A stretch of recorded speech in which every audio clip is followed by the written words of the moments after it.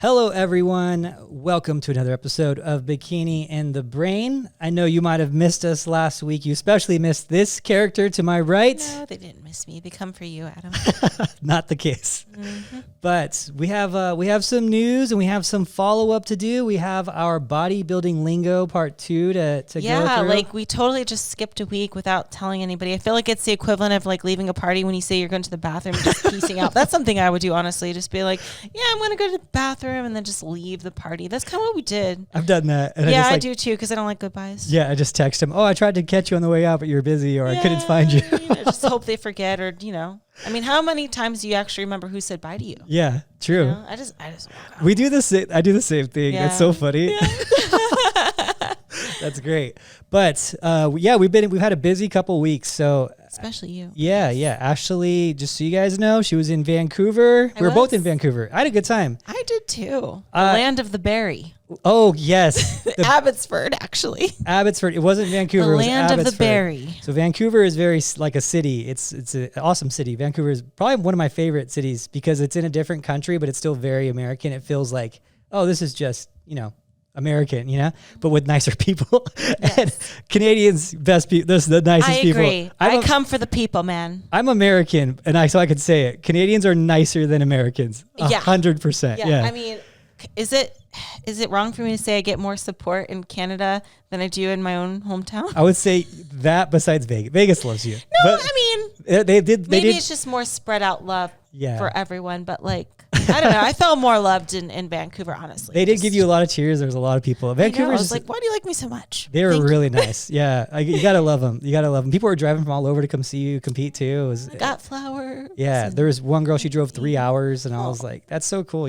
So good people. Yeah. So thank you, Vancouver, for the love. We love you, Canada. Not even just Vancouver. Yeah. Canada in general. Like I got the same kind of love in Toronto too. You know what's funny is I didn't realize how Americans were kind of like a little rougher around the edges than like most countries or a lot of countries. So? Well, until I started training international people, and then I started kind of realizing it.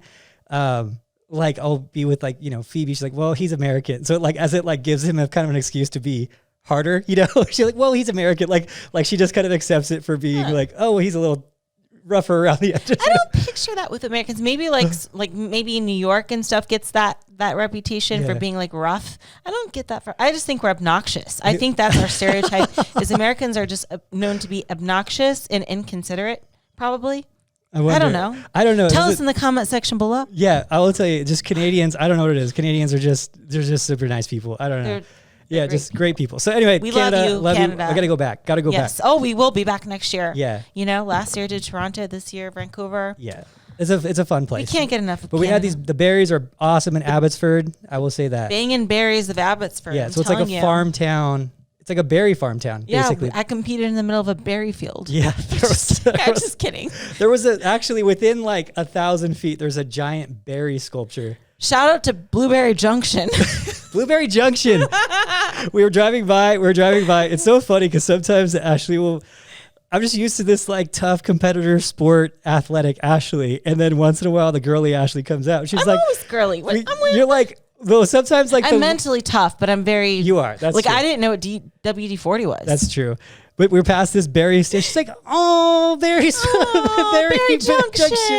It's the cutest. It was a cute little berry stand. I'm like, I love that. So then the mission was to get these berries, and then we ended up with these berries. Ended up with some dumb video throwing berries in her mouth. They were good berries. They were good. And berries, even the ones, I'm just letting you guys know, the ones that fall on the floor, still eat them. I don't waste food. She does it. So anyway, she actually got a W in Vancouver. Yes. So she is at 41.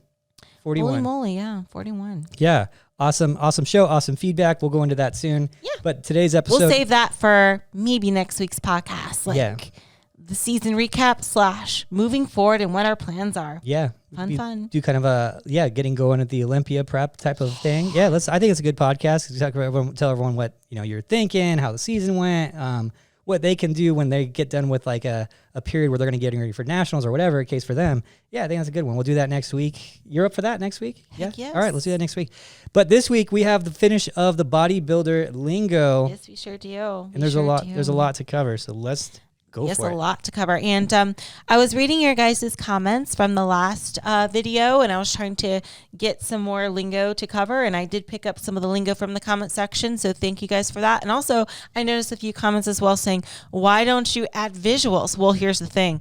I don't know if you guys know this, but we're a bigger deal than YouTube, okay? Meaning most of our audience comes from audio only platforms, right? On the various different podcast platforms, meaning there's only a small fraction that watches via YouTube. Yeah, so like 10%. So if we were to kind of reference photos in YouTube, that would very much confuse our listeners, because we'd be like, yeah, as you can see here, this and this and this, but they can't really visualize it because they're just audio only. So that's why. But maybe Adam can throw out a video in the future to kind of show. But that's, that's for a different day. Yeah, and you have to be careful with the video too, because if you're saying a negative, it's hard to find. You don't want that person to be kind of outed. They're grain, like too grainy. Oh, isn't that somebody's hamstrings? Yeah. I know those hamstrings anywhere. If it's the positive, it's fine. But if it's the negative, you can always use bodybuilders though. Yeah. I'm sure if you call them grainy, they would love that. Yeah, but you can still see the same That's thing, true. You know That's what I mean? True. So, okay. Well, what's our first one? So let's talk about a rebound. What the heck is a rebound? Yeah. A rebound. What is this? I think a lot of people, when they hear rebound, they think of a relationship, right? Like a rebound. Guilty. But when we're applying it to the world of bodybuilding, that means kind of you might get a little fluffy, a little puffy due to a few different circumstances. And one of those could be maybe you've depleted water and then you all of a sudden have a bunch of water and sodium. A little bit of rebound there, a little water rebound. And you can also do the same with like carbs too. Mm-hmm. But I'll let you go into that more. Yeah, so when we talk about rebound, there's a couple things going on. One, you nailed it on the head. The water and sodium is a huge one, and it can be a little dangerous. It doesn't happen very often with bikini, but I have seen it happen on multiple occasions with guys. I think I've seen it 3 times where guys end up in hospitals from a rebound. Bodybuilders though, these are big bodybuilders that I think were a little too loose on their menu plans as well, on top of the rebound, because they're taking things to cut their water, they're cutting their sodium, things like that. Get done with their show. I remember there was I'm not going to mention his name, but he was I want to say he's short. He was like 5'2", so he's probably weighing on stage like 160 something. Maybe he was like a welter or something. Big guy for his height, of course. Welterweight. Oh, sorry. Yeah, it's all good. It's all good. And so he blew up, put on 40 pounds. Woo. Within a couple days after the show, and it was because he cut his water, he cut his sodium, he had to make weight. He was trying to make the highest the weight. You want to be as big as you can in the division when you're trying to go for a pro card. Ended up in a hospital needing electrolytes and all this stuff, and they actually put him on Lasix to get some water out of him too in the hospital, like IV Lasix, because he rebounded so hard and it was like really hard on his body. So, 40 pounds at a 160 something pound guy, that's, what is that? 25% of your weight instantly overnight. Oof. Blood pressure's through the roof, feeling bad. So anyway, I've seen it happen. So be careful, guys. Bikini, you're not going to run into that unless you're really having poor coaching where they're cutting your water and you're doing a bunch of expel or whatever to get more water out and things like that. Shouldn't need that in bikini at all. Like, to give you an example, I actually had a gallon of water in Vancouver on Saturday, the day of the show. Oh, yeah, for sure. But, rebounds still happen to a very small extent. Like, rebound can even be something as small as, like, oh, my abs are blurred the next few days, right? It's nothing like major, not like 40 pounds, but like, but it still happens a little bit. And it might be due to just a little bit of fluctuation with that. And sometimes it's unintentional. It's not like, sometimes the show lasts longer than you think, and then you didn't get enough water in that day. And then the next day you rehydrate yourself and maybe incorporate some sodium or have some foods that you haven't had in a while, and your body's like, what the heck is this? And you'll start to retain water. Maybe your ankles get a little bit thicker, a little kinkle, especially if you fly the next day, and then you see your little sock mark on your ankle. For me, sometimes too, is like, if that happens to me unintentionally, I never purposely cut water, but again, like I said, in a scenario like maybe the show lasted longer than I thought and I wasn't able to get in all my water that day, and I'd wake up and my hands are a little bit like stiff, you know what I mean? So it happens on a very small scale with bikini, but it can happen bad in bikini too, but not to that extent. Yeah. But it is something that you should keep in mind. And also don't freak yourself out if your abs are gone the next day. Yeah. It's not fat. Well, maybe some of it might start to accumulate as fat, but it's not like you lost your abs literally overnight. Yeah. And it's very minor. It's usually very minor, especially in divisions where you're not cutting water or you're not taking anything to cut water and whatnot. So unless you're doing that, you should be fine the next day, even if you're holding a little water. Usually it's because of sodium. Here's the thing and this is how more North American coaches are doing it now, is that we're not really cutting water, not really cutting sodium at all. It's pretty much consistent all the way through. And I'm really good friends with like the 5 like biggest coaches, and we're pretty much all doing the same thing with that. And it's just, we're like, hey, I'd rather just diet them down and get them leaner than cutting water and doing all these things that are unpredictable. And just give them an extra week or 2 of dieting that versus all this crazy stuff at the end and being unpredictable. Right. So you shouldn't run into that if you are running into that where you're cutting water like crazy and taking something to get rid of more water, like you're going to be more susceptible to these bigger rebounds.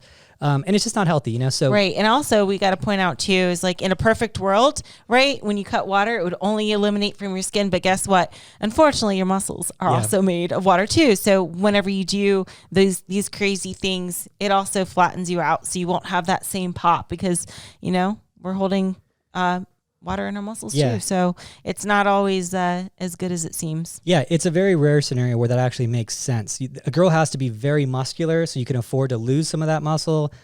She has to just naturally hold water all the time, and so it actually makes sense.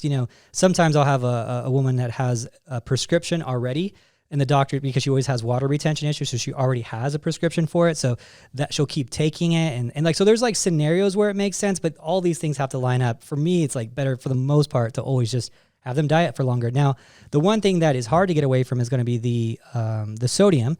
And if you have a big influx of sodium, which pretty much like 90% of people do after a show, they go and they eat something, a pizza, burger, fries, all these things that they weren't eating before, and they have a huge spike in sodium. Yes, you will hold water because of that, but it's temporary. There's a hormone called aldosterone, which basically regulates like your water retention and other things in your body. But the main one for us is going to be the water retention. When you have your normal amount of sodium. So here's something that you shouldn't be doing too, is cutting your sodium like in your prep. If your body's used to a certain amount of sodium, your body, it becomes its normal like intake. That's like your body's homeostatic amount, right? So your body's reached its homeostasis, it's gotten used to it. It says, oh, I always eat 3,000 milligrams a day of sodium, whatever it is. And to someone else, that could be a ton. I eat a lot of sodium. I love salt. Kimber's always like, I've never met anyone who salts their food up as much as you do. Like, I've never met anyone who does that. And I'm like, yeah, I guess I'm just used to it. I don't even taste it as salty. And so because I eat a lot of sodium, it's my normal amount is higher. But if Ashley were to eat my normal amount, she'd probably hold water. So the difference is your body gets used to it. And once you get your normal amount in all the time, then your aldosterone's not going to fire off saying hold water, because that's my normal amount. But if you go and you cut your sodium in a prep, and that's the thing is you have your normal water amount of retention, right? So that's whatever you're eating. So if you cut that in prep, you're going below your normal amount. And yeah, maybe you'll have a temporary lower water for a period of time, but again, it's everywhere, not just under the skin. And then you're going to go ahead and eat a big sodium meal. Of course, you're going to have a big rebound with that. Now, so if you're eating just your normal amount of sodium, which is what I always say to do, keep your sodium consistent throughout prep, you shouldn't have these huge fluctuations unless you have a big sodium intake after the show. And if you do have that big sodium intake, understand it's temporary. Your aldosterone has got to get a huge signal saying, hey, hold water. You're holding water. The best thing to do for that, I'll generally say, is, drink some dandelion tea for the next couple of days. Maybe go to sauna for the next couple of days. Get good sweat. Yeah. Even if it means walking around in the hot. Yeah. Whether with a little waist wrap on or sweat gel. Yeah. Yeah. I'll tell clients, hey, if you're holding water, just wear a hoodie and jogging pants like during your cardio. It's not going to kill you for a couple of days. And then also keep that water high. It might seem counterintuitive, but keep chugging the water. It's going to help. Yeah. You might think like, oh no, it's going to make me retain more. No, it's going to kind of flush you out. And so that's most of the rebound. The other rebound that we haven't talked about yet is the body fat. Spill? Well, spilling. Yeah, spilling too. So yeah, spilling. I guess there's two of them. Spill, which we already covered, right? Yeah. We already covered in the, okay. So yeah, so just spilling over in carbs and just having so many carbs, and that's going to hold water too. So carbohydrate is a hydrate, right? It has water attached to the glucose molecule as a carbohydrate. And so the more carbs you have, the more you're storing, the more water you'll hold too. So yeah, if you eat a bunch of carbs, you're going to have some more water on top of that, on top of the sodium intake too. So you're going to have that too. But the other one is going to be actual body fat, right? Which happens. The really bad one. That's the one. That's the one that sucks. And you guys, it sucks. We're really good, and I'm used to taking the slack for always saying he's always so hard on girls being off season.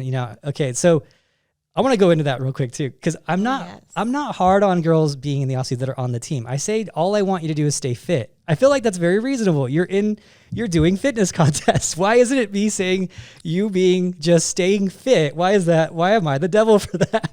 And what does staying fit mean? Okay, if you're competing within 6 months, about 10% of your stage weight. Now remember, the stage weight of our athletes is a true weight, because there's no water depletion, there's no diuretics, there's none of these things. So it's a true weight. Now, if your stage weight, you drop 10 pounds in peak week, that's not the weight I want you to stay within 10% of. So I'm saying stay 10% within essentially your start of peak week weight or your final stage weight, 10% if you're competing within 6 months. And if you're not competing within 6 months, about 12%. If you're competing in more than a year, about 14%. That's not crazy. It's a good amount of weight. Like if you're 120 pounds, 12% is like 14, 15 pounds. That's super realistic. So let's not get crazy. We're doing fitness stuff, guys. I think it's funny because we all know it's kind of like a justification. So they make themselves feel better about going off the deep end and off season. First off, we know that's pretty much right. Yeah. But it also, you get people that will say it's not healthy to be like that lean in the off season. You know what I mean? And I'm like, I never see myself as overly lean in the off season. It's not like I'm grainy or anything in the off season, but I think it's funny that they think that somehow staying within 10 pounds is more unhealthy than fluctuating like by 30 pounds up and down and up and down and up and down. Like, what is harder on your body? Yeah. Like, what do you think it is? It's staying closer to what just a normal fit person would be. Like, you've seen me in the off season. I never am overly lean, but at the same time, I'm not like, oh yeah, she could walk on stage tomorrow. So, you got to find that happy medium in there. So the rebound we're talking about and the bad one is going to be the body fat gain, right? So yeah, staying lean, that's the goal. Now, here's the thing. This is what sucks about the rebound after a show, is that rebounding after the show, it does suck, because you're at your most susceptible of gaining body fat right after the show, but you want to eat the most amount of food right after the show. Calorie sponge. Yeah. Your things have shifted at that point. You've dieted down as hard as you can. You've done as much cardio. Your settings are all messed up. Your hormones are trying to get back to normal. You're in your most susceptible point of gaining body fat at the moment you want to eat the most food. And that's where people lose it. You'll see them lose 6 months of hard work within 2 weeks. And it doesn't make sense, because calorically it doesn't make sense. Someone will be like, I only ate 3,000 calories a day, so I should technically only be gaining 1,000 calories of stored fat a day. So that means I should have only gained 2 pounds in a week. You're right. You should have. I don't know why you're up 10 pounds, and a lot of that is fat. It doesn't make sense to me. I don't know what happens.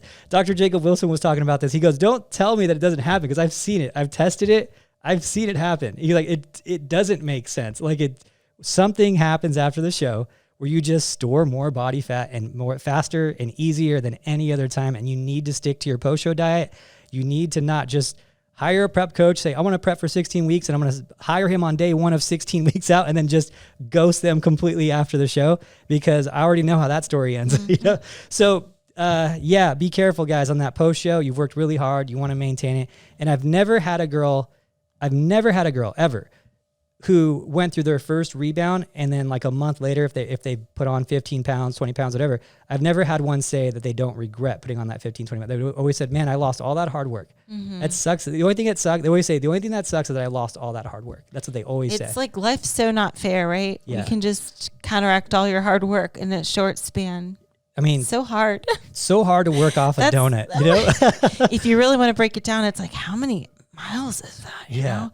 It's like, that's one of the things that I think about before like really indulging into something bad. I'm like, oh, is it worth it? Is this 5 minutes of satisfaction worth like hours upon hours upon hours of hard work? I think not. And I want to be kind to myself. You know, I always think that too. It's like, especially after a show, I don't want to like abuse my body like that. It's already worked so hard and it's done great things for me. Why would I abuse it by just like giving it crap? You know what I mean? Yeah. I want to be kind to myself. I know that's really cheesy. No, I think that's kind of foo-foo too no, for I you. think, but like, I want to be good to myself. I want to be good to my body.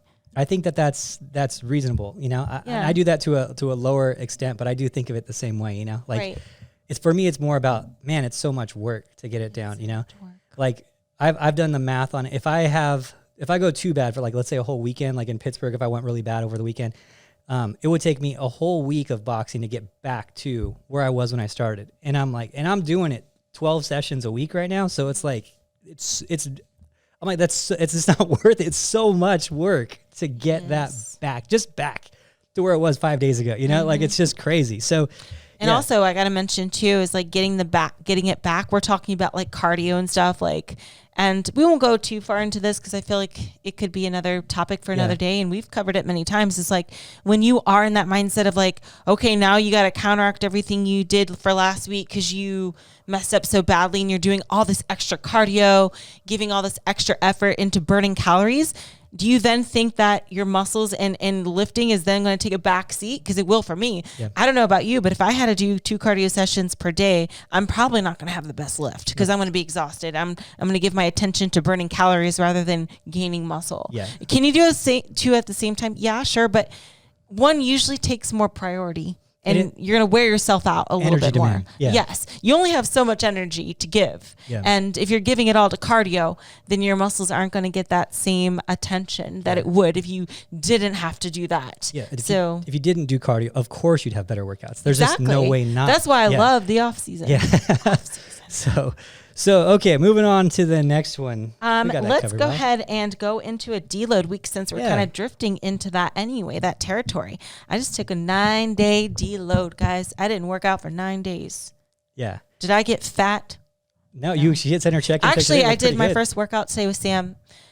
I'm feeling stronger than ever. You know what? I felt like, whoa, where did all this strength come from? I would think we should go into that because you're the perfect candidate for it. Yeah. Like for you saying like, how do your joints, not that your joints were hurting, but how do your joints feel? How do your muscles feel? How strong do you feel? How mentally strong do you feel in the gym? Like how mentally ready are you now with all these deload things? Like have any of those things changed at all for you? So I would say I feel stronger. I didn't lose any strength, that's for sure. I have better energy, better mood. And it's funny because at the end of the 9 days, like yesterday and the day before, I'm like, yeah, I'm kind of bored. I'm ready to work out again. So it kind of gives you new motivation too. It's like, okay, I'm ready. Had my little break. I feel well rested. I feel like, I didn't really have any injuries or anything like that. But if I did, that's definitely got to help somebody that has. But something to note with a deload week, you cannot do a deload week and then also go crazy on your diet at the same time. Okay. Deload week from the gym does not also mean eat whatever you want for a week, because if you were to do that, if you were to eat whatever you want for a week and then also not work out for a week, that is a recipe for disaster. So it's like, you can't have your cake and eat it too. Yeah. You have to just, you have to be very mindful of your diet if you're going to take this deload week. So yeah, so that's good. Good to hear. And I think that it's important for the listeners to hear. She's 14 weeks, 5 days from the Olympia right now. Whoa. Yeah. So she took 9 days off, right? 9 days. And I think that a lot of the super dedicated people, which I admire the super dedicated people. I was a very super dedicated person for many, many years where I was in my head so much that I thought if I took any days off of working out, I would lose all my gains. I would lose all my progress. I would lose it. If your body needs it and your nervous system is taxed and you're just mentally, you need it, then go for it. Take that deload. You're not going to lose anything. Remember, so Mr. Olympias, when they do their Olympia prep and they finish the Olympia for the year, a lot of them take a full month off of working out, a full month. So after the Olympia, it's very, very common. So you got to listen to your body. For her, she wasn't even like injured or needed it really that bad. It was just a good time for it. She's been working really hard. It just made sense that we're gonna work hard, obviously, through the Olympia. her nervous system has to be somewhat fried. She's been doing a lot of working out, a lot of cardio, whatnot. So there has to be some I haven't taxing. been doing a lot of cardio. You Yeah, got me true. mixed up with That's somebody true. else. That's true. We have actually a couple of shows we didn't do any cardio. Yeah. But the nervous system gets fried from all that hard work. And you know, the muscular system, you're rarely going to feel it on. You know, you're rarely going to feel the muscular system because it just recovers so fast. You know, when you're in the gym, you're working 3 different systems: your muscular system, your nervous system, and your skeletal system. The skeletal system recovers very fast too, but the nervous system, it sneaks up on you, and it sneaks up on you in ways where you can't really recognize it. You know, you're more tired, you're not feeling like you really want to be in the gym, you're losing a little bit of strength, but it's a little bit of strength. It's not a lot of strength. You're just like, oh, I was a little weaker today. You don't really think of it that way. And so the nervous system does need that rest more so than the muscular system, which recovers super, super fast. So, you know, give your body that rest that it needs. It's going to be good for you. It's going to be really good for you mentally. Nothing feels better than wanting to go to the gym. Like, I love the feeling of a deload because I'm just like, man, I can't wait to get in the gym. I just can't wait to get back in there. I feel so fresh. Yeah. I feel so fresh right now. I feel like I can just break dance in the middle of this office. You know what I mean? Yeah. So fresh. deload is dependent on the athlete's experience in the gym. Because the ability to recover is going to be better the longer you've worked out. Ashley's worked out since she was a fetus, so she doesn't need as many deloads. I came out of the womb with dumbbells and a resistance band. Hamstring first. My mom had to get a C-section because of the hamstrings. It got like stuck. She's jumping rope on the umbilical. Exactly. That's exactly. So hers is going to be faster than someone who's just starting to work out at, let's say, 30, right? You're going to need them probably a little bit faster. Your workout intensity will make a difference on those deloads too. If you're working out super, super intense, there was a period where I used to watch Ben Pekulski was going through this really aggressive workout routine. He always has really good workout routines, but he was going through one and he was taking a deload the first 4 days of every month for a while. And it was like every month, and he would kind of progress in the month and then take off. I think it was like 4 to 7 days every month for a while. So that was years ago, but he was working out really, really intensely for short periods of time. Like his workouts were like 50 minutes, 40 minutes, and they were just super intense. And he would take, so the intensity matters as well. Yes. So intensity, experience, if you're in the gym and you're, just doing classes in the gym and you're not really pushing yourself, you could probably go a year without a deload, so it's just dependent on the person. Yeah. And we gotta say this too, because we were just talking about the off season. You're going to backtrack much more by ruining your diet than you will with a week off from the gym, right? From a week off from the gym here, I feel like I could still probably compete in like 2 weeks if I wanted to. But if I took like a entire week off from my diet and just ate like sloppy, that's going to be months away, Yeah. So that's something to kind of put in perspective. It's just like, it's much harder on your body to recover from binging for a whole week than it is from just taking a whole week off from the gym. Yeah. And, I don't think this is a slang word we have in there, but it's relative to right now's topic is, like a hard loser, like Ashley in that whole thing she just said, it would take her months. And cause she's a hard loser, people they think that, she's genetically gifted, it's easy for her to just maintain. I'm like, no, she stays on her diet like that because she's a hard loser. Yeah. Too. I mean, I wouldn't say I'm like the worst because to be fair, my calories are never that low for me to even know that. Like, gosh, I don't even know. I was dieting at like 1,500. Yeah. It's usually and I haven't been doing a lot of cardio, but yes, you're right. It's not like I would just start a diet and then 5 pounds. Some people are like that. So I would say like, I'm definitely on the lower half of weight loss, but I'm not like the worst you've seen. Yeah. You know what I mean? Otherwise I'd be doing hours of cardio and dieting at like 1,000 calories. But, yeah. So, but yes, you're right. It's not easy for me to get like, better for her to maintain than to lose. And I'm good at maintaining though. Yeah, really you're a good maintainer. You're on the bottom. You're on the probably bottom 30% of losers. Yes. If you're past 10 pounds, then it's really hard. Oh yeah. So that's yeah. I remember that's why I don't nightmare. let myself get that way. So it's that's the thing too. Everyone's gonna have their thing. Some people are just harder losers than others. Some people are gonna have those crazy preps that. I always am like, we shouldn't do that. We shouldn't do that. Some people just kind of need it. It's unfortunate. Those are the hard losers. And you have your easy losers, which I've had a couple girls getting ready for Masters Nationals at 2,500 plus calories that are 110 pounds. It's just crazy, So it's like, yeah, it's just, it is what it is. Everyone's going to be a little different with that. Yeah. So we all have our pluses and minuses, you know? So don't think that just because it's harder for you to get lean that, you know, that doesn't mean it's like the end of the world. Like I said, it's harder for me to get lean, but hey, I'm awesome at maintaining. My body is like, yep, we'll keep you here. You're fine. Like, I don't feel like bad or anything. I feel good, you know? Good maintainer. A lot of people feel really bad like when they're like within 5 pounds of their stage weight. They just don't I feel great. Yeah, she like lives I glide on air. Some people are just like energy's low. So it's like everyone's just different, you know? Yeah. So totally. So let's get into what blocky means. Oh, what does it mean to be blocky or stocky or even blocky or stocky? Yeah. So when I think of somebody that's blocky, no offense, but if you were to take a look at a CrossFitter, a professional CrossFitter, I would say that is a very blocky physique. Yep. When we think of blocky, I think we're more so concentrating on like the midsection, but it can apply to different things as well. But more so your waistline. Do you have a taper that comes in, or are you straight up and down? Some girls don't have any taper at all, but they have small waists. Some girls have waists that are as thick as their like shoulders, you know what I mean?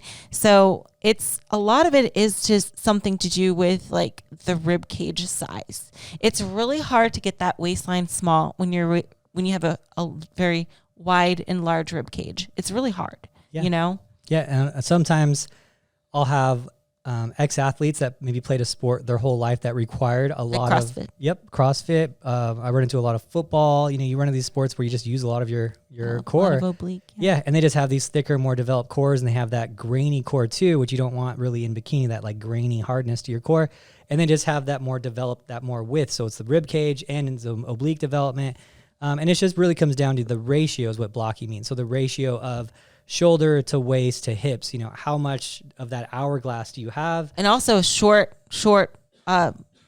midsection, short torso makes it look blocky too. Yeah. And the other thing that makes it blocky, you look blocky too, which is really strange, is this one's really weird, is that when you're next to someone that has a really small waist, people naturally look a little more blocky next to them. Even if that same person was next to someone with a really blocky waist, she would look really small waisted too. So when we look at, like, as a judge looks at things, they look at it based on who's around them. So sometimes you'll see competitors that just look a little blockier, but because that show everyone had really good waistlines, and they could go into the next show where everyone's blocky, and then they can look like the one with the smaller waistline too. So it's always in comparison of that. So sometimes pictures are a little deceiving on that too, based on who they're standing next to. Right. Yeah. So there is no like particular waist measurement that it's like good or not, you know, like you said, it's about ratios. How wide is your clavicle? How narrow are your hips? And what is the length between your hips and shoulders, right? So again, some of these things you can't help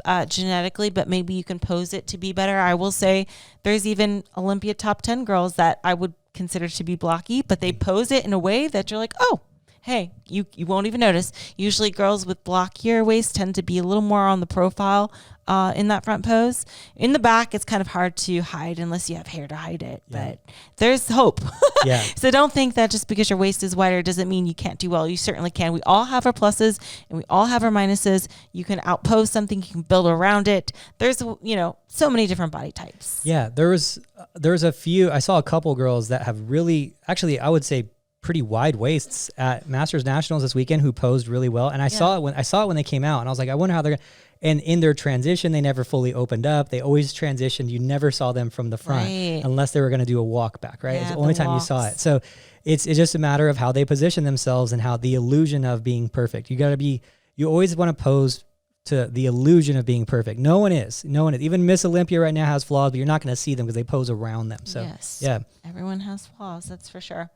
Okay, so this one is etched. This one is kind of like grainy, but it's I think when we think of etched, it can apply more so to the abs than anything else, honestly.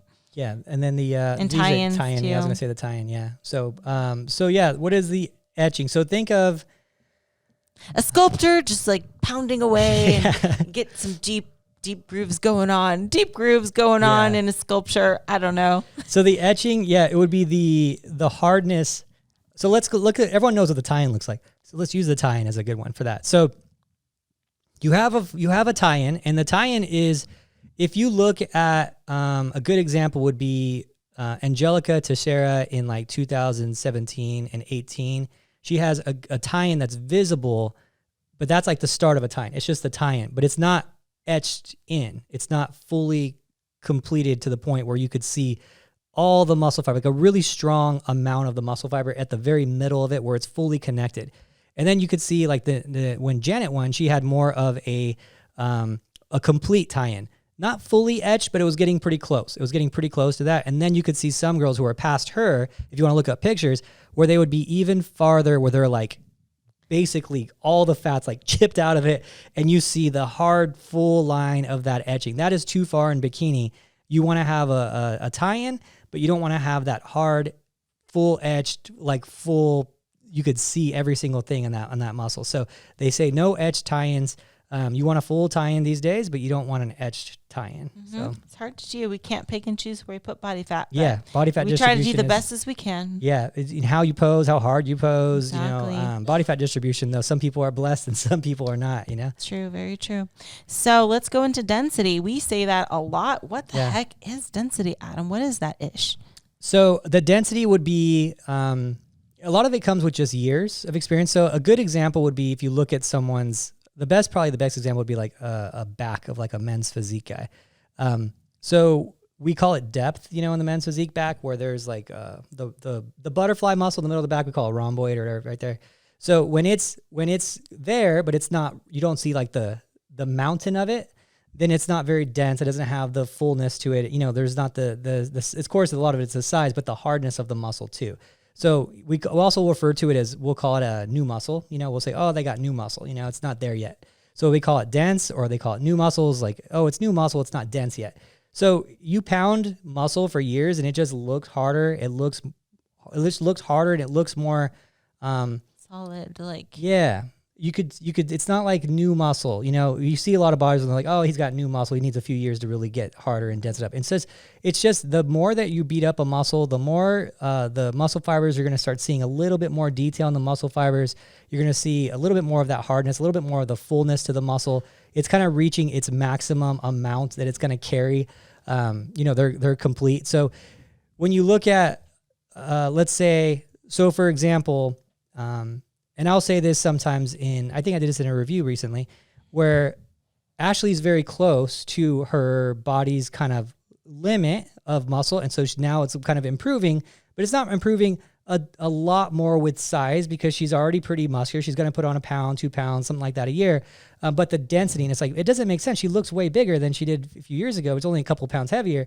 Well, the density, you could still improve on the fullness of the muscle, the hardness of the muscle. You can still fill out that muscle fascia with just more overall tissue, that though it might not be getting a lot bigger, it's holding more glucose, you're holding pumps better, you're getting a little bit more detail, things like that. So kind of if that's a good way of explaining it, but it's a hard one to explain. But think of a balloon full of, so you have a balloon, that's probably a better example. Let's say you have a balloon and it can hold 100 milliliters of water, and one of the balloons, it's still all the way full, but only has 80 milliliters of water, and then one has 100 and you're forcing like 110 in there. Like you're really filling out that muscle.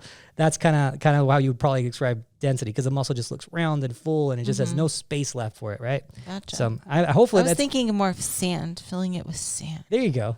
Yeah. That works too. Filling the balloon with sand. It's a difficult one to because I would think like the being full would just be the water.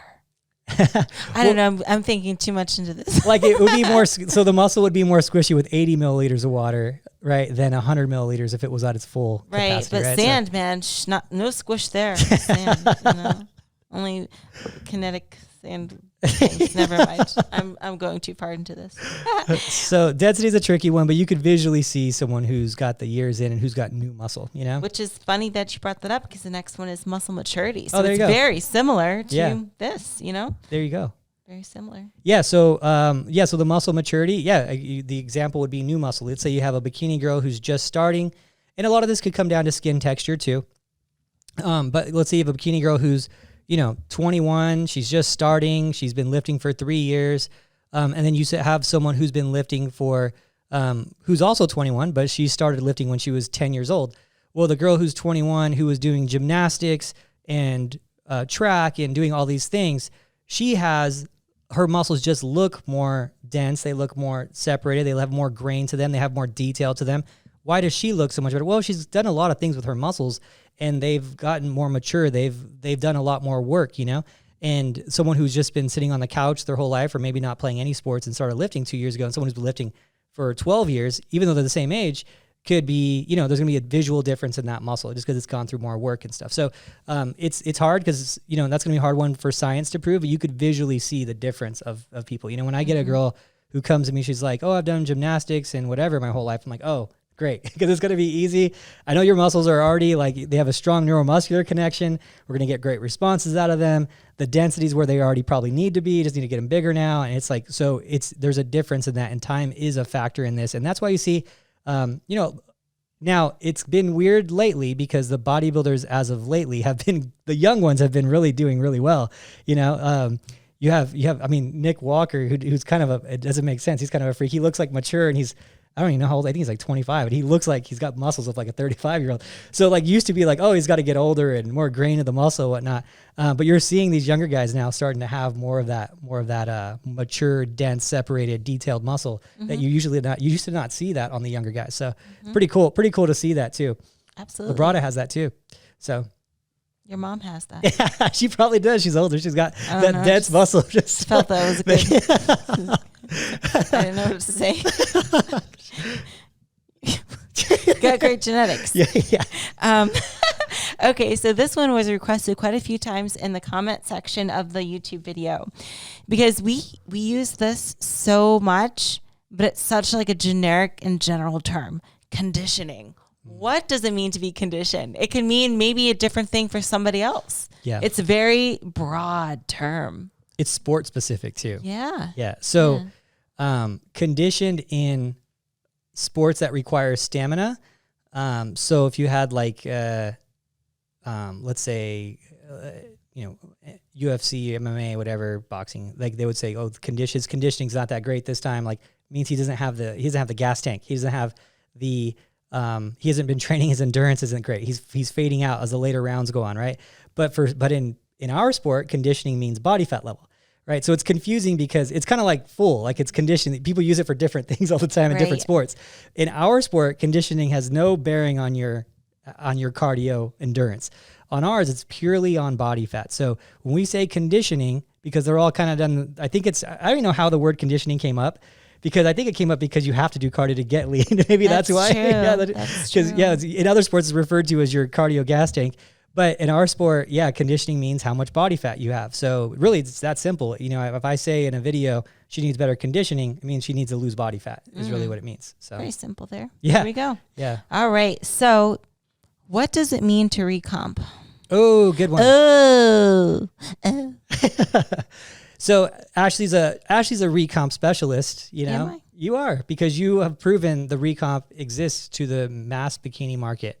So actually, when I think of recomp, I think of something else. So enlighten me. Yeah, there's a lot of recomps. When I think of recomp, I think of basically the ideal scenario where you lose body fat and replace it with muscle. That's how I would think of it. And I don't see myself doing that, but by all means, explain what you mean by that. Yeah. So there's a lot of variation. So there's a recomping, which is staying lean while gaining muscle. Okay. There's recomping, which is exactly now I will say the main one is how you're saying it, losing body fat while gaining muscle simultaneously. Like with somebody that maybe, for example, doesn't see the number scale move, but you see they're getting leaner and you're like, what? And then you see okay, we're starting to get more toned here. So it's probably the muscle now is kind of overcoming the fat. And and you go through periods of both. You go through periods of trying to gain muscle without gaining any body fat, and then you go with periods of trying to gain muscle with losing body fat, or at least keep muscle while losing body fat, right? So that's kind of how you recomp throughout the year, but you've never gone full bulk.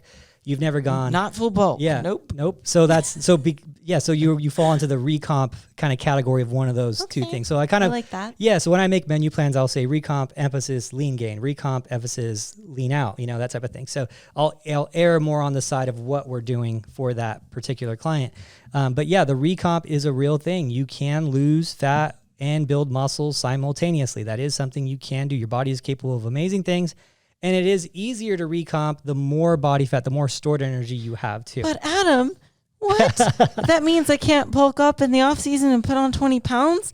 You mean to tell me I don't have to do that? What? Yeah. You don't have to do that. I've been doing it wrong the whole time. Darn. I've done videos about this, but there's this thing called nutrient partitioning, which is a whole video on its own that we're not going to, fully go into. You've already done the videos. Yeah. So they can watch it. Yeah, watch it on the YouTube, nutrient partitioning. But in short, if you work your muscles hard, your body can, take the nutrients that you're eating and use them to feed the muscle. And if you have stored energy, so you've got extra body fat, your body can use whatever energy it needs outside of repairing and rebuilding the muscle to get you through the day. Use that fat to walk around, to do whatever you have to do, because that is also energy. There's very little difference of consuming energy and having stored energy in terms of your body just kind of walking around and doing its thing. Energy is energy. So what's that first law of thermodynamics? The energy cannot be, I'm forgetting, I should know this off the top of my head. Energy cannot be destroyed, it can only be used or... used or stored. Yeah, that's what it is. I think I'm correct me if I'm wrong. I should know this one. That's like entry level stuff. But I did those classes so long ago. I don't think it's not that obvious. We're getting into chemistry. Yeah, I know. Right? They use it in body fat. They use it in energy for energy storage. Because all energy is energy, right? You know what I think is interesting too is like girls that were, how do I say it? Girls that are going into an off season or looking to put on muscle, but they're already like soft girls. Like they already have an inadequate amount of body fat. It's interesting because I'll get questions like, how much more do I have to put on to build muscle? Like, no.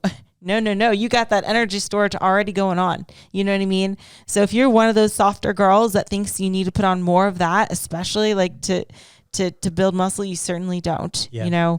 I think there's only a few very rare scenarios where somebody's like literally like deficit stage lean, like crispy, way leaner than I've ever been, and they're that lean trying to put on muscle. That's probably not ideal, but that's a really hard thing to do, and I don't think I've ever been in that scenario. I run into maybe 2 or 3 of those girls that's a year. Hard to do. Yeah, it's super rare. Yeah, and that's counting like all the inquiries I get, which is 1,000 a year. So it's super rare where I'm like. And in those scenarios, I'm a little worried. And so I usually will say, hey, I want you to gain like 10 pounds before we even start working very together. Rare. So don't you think that applies to you? Yeah. So it's a very rare scenario. And more times than not, it's either from old school type coaching or from someone trying to justify their poor eating habits and not being able to stay, on plan. I'm sorry. I guess I'm going the opposite direction. I think it's maybe a little bit of dysphoria, perhaps. Yeah. Like they think they're softer than they are, and you're like, no, you're way too lean already to even step on stage, and you're trying to put on muscle. Not gonna happen. I've had a brain fart there. I was going for like people who are justifying being overweight in the off season, like gaining 40 pounds, are justifying the bulk, needing to bulk. Oh, okay. Yeah, but the other ones, no, it's there it gets to a point where you don't want to recomp anymore and you do want to bulk. Yeah, like she's saying. It's very rare, but it happens, and it usually is body dysmorphia, that type of thing. Like they don't think they're as lean as they are, and you're like, no, you're already way too lean even for the stage right now. Yeah. So that is not the ideal environment to put on muscle. Yeah, that's when it becomes a detriment. Yes. It becomes a detriment because it's the last thing the body wants to do when it has zero energy stores or close to zero energy stores is put on something that requires more energy. Because it's very energy expensive to have muscle. So if you're not getting the energy in, of course the body's not going to want to put on more of it. If there's a gas shortage, why would I want a bigger engine in my car? It doesn't make any sense. So yes, absolutely. Okay, so let's talk a little bit about muscle insertions. Yeah. Muscle insertion. So I think the best muscle to describe this, because everyone's going to know what I'm talking about, is calves when we're talking about muscle insertions. So if we're thinking of like maybe a runner with really high calves and their Achilles tendon is quite long, that's a higher muscle insertion, right? Shorter muscle insertion, I should say, right? Yeah, you'd have a high origin, origin's always the same, but the insertion point is always changes. Versus maybe somebody that has such a low calf that it's like almost touching their ankle. It's like a very low insertion, right? Yeah. But that can also apply to different parts of the body. That can apply to your glutes. Like I have short glute muscle insertions, but you'll see some girls have very long ones where they're the end of their glute kind of meets mid hamstring, very long. That can apply to your your shoulder, your delt. So a lot of this is something that kind of makes the muscle look the way it does. Sometimes if you have shorter insertions, it can make it look more bubbly, like kind of like glutes, for example. If you usually, not always, if you have shorter glute insertions, it means you'll get a little more profile bubbly butt, right? But at the same time, realize that this is something genetic and you can't really shift where your muscle inserts. Like you can't, like for example, those people with really high calf muscles, no matter how much you train it, you can't get it to lengthen. You'll never be able to get it to lengthen. So it's always going to be high. You can get it to be more prominent from the back, but it's not going to lengthen. So these things you can't really fix, but it's definitely a lot to do with like how our structure and how our muscles look. Yep. Yeah, you got that one pretty much nailed. You did a good job with that one. Yeah, there's a high lats too, which you'll see sometimes too. I have low lats. Yeah, Can't have you'll see it a lot with more obvious with like men's physique guys have really impressive backs. And you'll see like the high lat, and it just looks because the ratio just drops off really crazy because the lats are so high, and then all of a sudden you got this small waistline. But then they look like they have less overall back muscle, but the ratio is more impressive. So, there's always a plus and minus to each one of those. But yeah, you'll see a lot of that, and a lot of that is structure. And you'll sometimes hear people. It's funny in the gym. I'll hear it sometimes where someone will have high lats, and they're like, "Oh, you just got to bring your lats down." And I'm like, "Good luck with that, buddy." So maybe there's a surgery, I don't know, to bring it down. Who knows? Good luck with that. Yeah, sounds painful. Just got to bring your calves down. Yeah, so you're born with what you're born with. Yeah, you're and everyone's gonna be born with at least one crappy muscle. Like there's no one that doesn't have something, right? Everyone has something. No one's complete. Yeah, we all have something to work on. Yeah. So also, I want you to kind of get into a little bit too. So muscle insertions are one thing, but the thickness of your ligaments also has a lot to do with how the muscles look and stuff, correct? So tendons and ligaments. I would say the muscle belly size is more than anything. Yeah, yes. The muscle belly size, the tendons and stuff has more to do with like strength. So when you look at, and that's why like monkeys are so much stronger than us. It's not because they have more muscle. They're way strong. Like a small monkey is like triple the strength of a human, right? And it's like a small monkey. And it's because their tendons, and if you look at them, they're not more muscular than us. It's a tendon strength, right? So it's a lot to do with how much you can actually lift is that.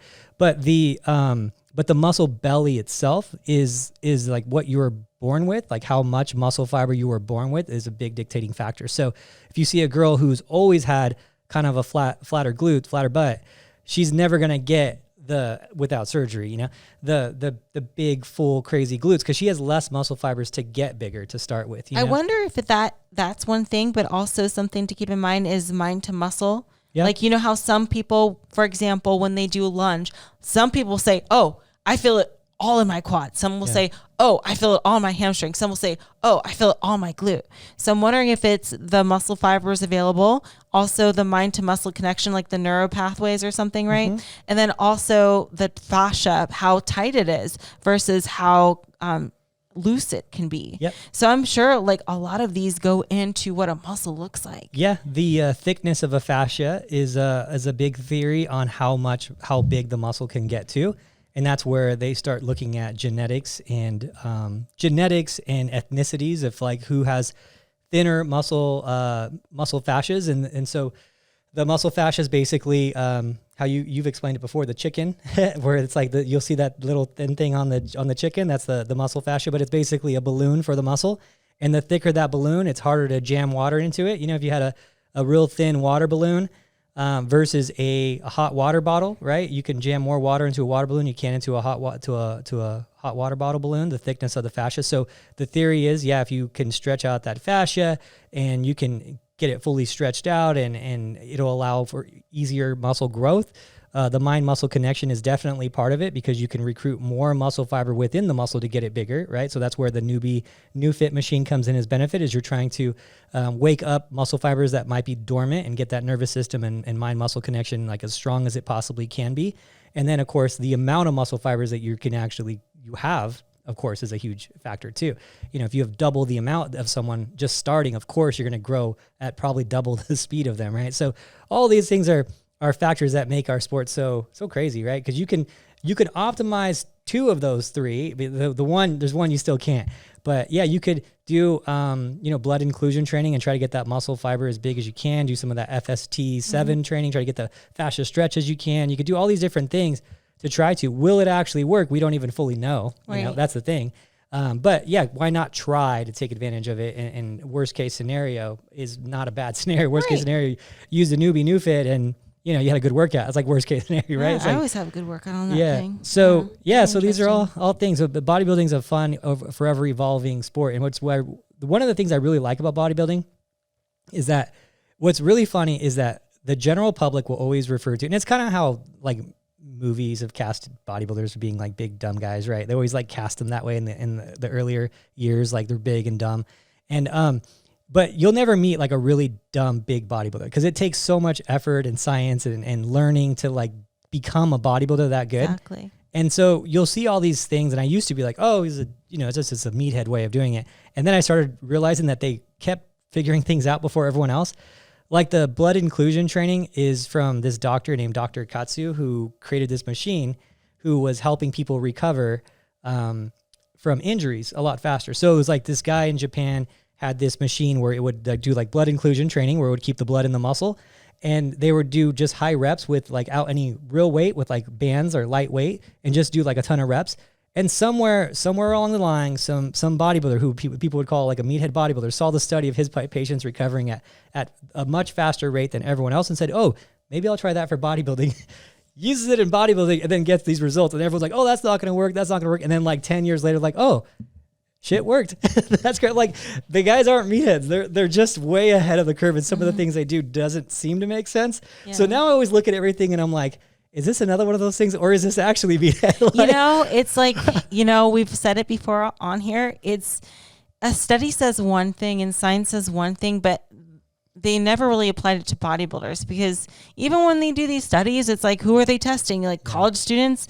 And I'm sitting here thinking like, hey, if they're doing like a diet type thing, I don't know if they're there 24/7 with them for an entire month. I doubt it. But all I know is even competitors can't even stick to their diet 24/7 for 30 days, most of them, you know what I mean? So it's like, there's a lot of like, who's taking these tests? Who's the guinea pig? Because it's hard to find one that's as adherent and is being, if we can't even get competitors to stick to it. Who are paying to it. And this is what you do for a living versus some college kid that just wants to make $40 that day. You know what I mean?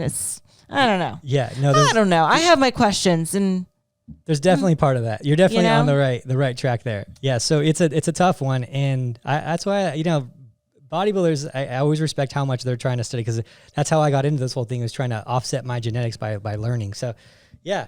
Anyway, it's fun. Anyway, that was a great episode. Was that it? Oh my gosh, yes. Yeah. I love your shirt today. Muscleegg.com/ Yes. Team Elite Physique for discount. Yes, that keeps us full of eggs. I eat eggs every morning. I eat muscle eggs every morning. Oh my gosh. But I'm so basic. I use the plain ones. Oh my God, what's wrong with you? I know. I like the flavors. Kimber makes, I eat the same. I think I've eaten the same thing since I've met this girl. It's egg whites and turkey in a English muffin every morning without fail.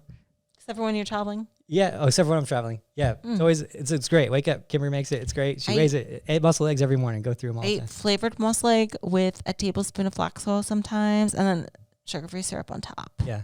And like sprinkle of stevia granules and cinnamon. What's your favorite flavor? I love the strawberry. But I would say for people that's never tried it, it's best to get like vanilla because it's more versatile. You can do anything with it. You can put it in your coffee, you can mix it with your shake, make pancakes, make muffins, have fun with it. Yeah, I put the chocolate in my chocolate Kodiak cake muffins. Oh, there you go. Kimber makes those muffins, and they're basically Kodiak cakes with muscle egg, and then they're like baked in like a muffin thing. And I just heat them up, and you get your protein and everything in there. Yeah, it's good. Dang, son. So you're living the good life over there. I am muscle egg. Got it good. If I am muscle egg rich, I am muscle egg rich. I'm like out on the weekends. I'm just making it rain. I was like, damn, he's just muscle egging me up. That guy's got it made. Love that. So anyway, guys, with that, that's it for the podcast. Thank you guys so much for tuning in. We'll see you next week.